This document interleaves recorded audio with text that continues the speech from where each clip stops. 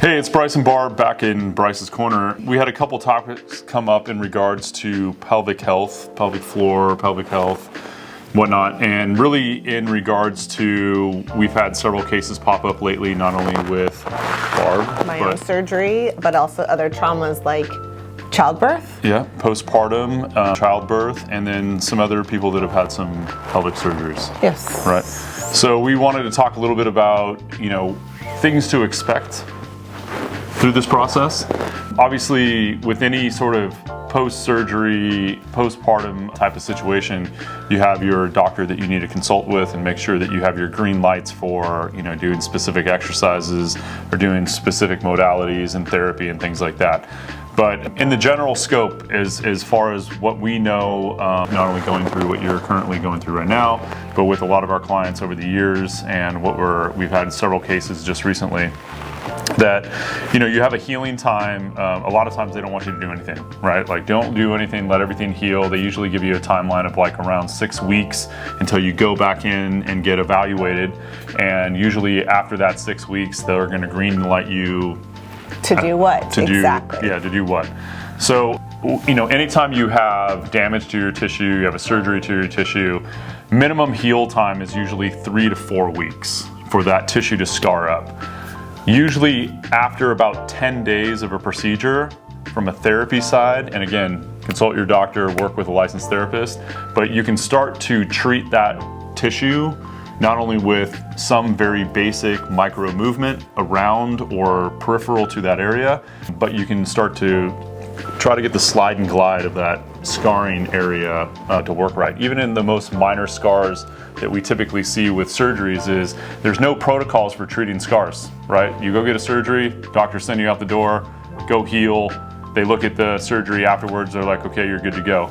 But when you have these, if you have a C-section, you have a traumatic birth, you have a hysterectomy, you have any sort of procedure to the pelvis, we need to try to treat all of those layers and the slide and glide of all those tissues that are in that area, because otherwise it can be a problem. Like my wife in particular had 3 C-sections, so trying to treat her abdominal wall and her pelvis to try to maintain strength, mobility, and function were, a challenge.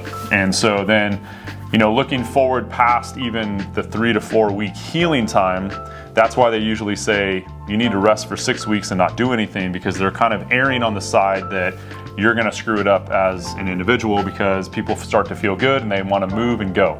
And so they usually put a hard stop and say, no, rest the 6 weeks, let everything heal. And so they're kind of erring on the side of giving you some additional time to heal, to absolutely make sure that there's no problem in the healing process and that you're going to re-damage something from the surgery.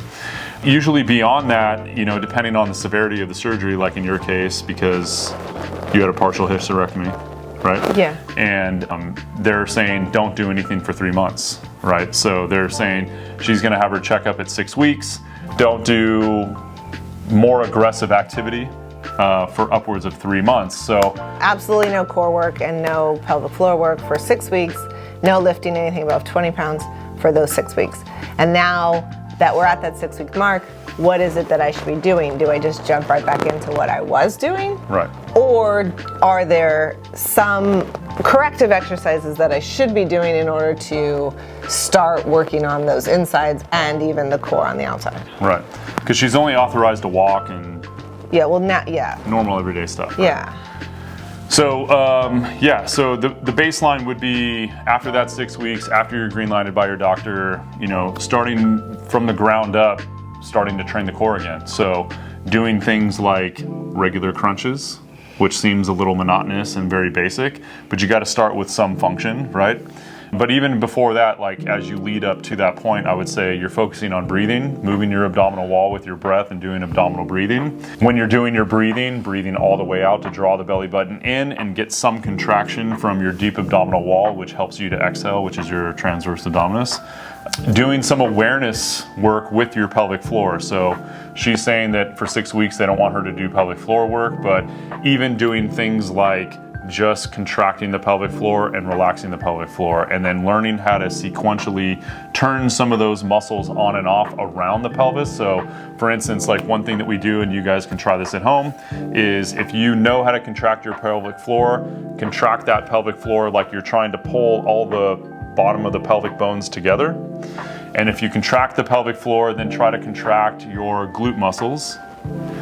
Try to relax your glute muscles, not your pelvic floor, and then try to relax your pelvic floor. So you're basically turning on different sequences of muscles to try to independently contract these things. And that creates a coordination and awareness of the pelvis.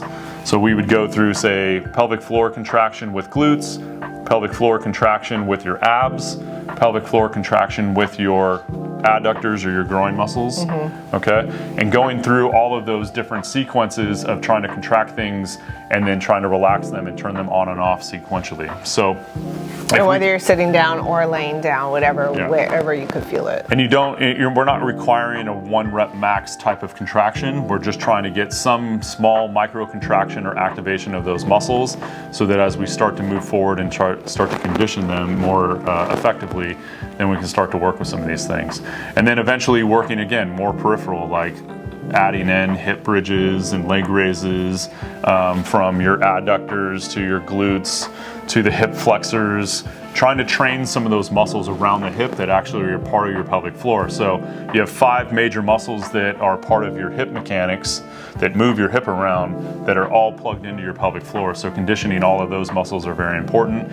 And then again, starting to add in the progressions of trying to train the abs, and after you train the abs, trying to manage things like awareness in pelvis, and then adding in squats and all these different sort of exercises that are going to start to globally train the body and help stabilize the pelvis. So if you guys have specific questions about what it is you can do if you didn't ever go through a training regimen or a proper rehab regimen, either post-surgery to the pelvis or postpartum to the pelvis, just let us know, and we'd be happy to work with you. Any of these cases, of course, take some sort of level of evaluation and to be able to prescribe the right exercises so that we can progress you, whether you've got dysfunction, but a lot of times it's not even dysfunction, it's usually, it's not pain, it's usually dysfunction. So just trying to get that dysfunction reorganized so that you have better awareness and movement and control, because things like not being able to hold your pee in, like incontinence for the pelvis, that we a lot of times see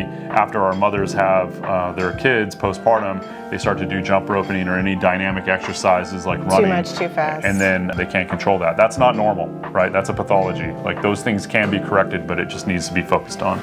So, great. Thanks.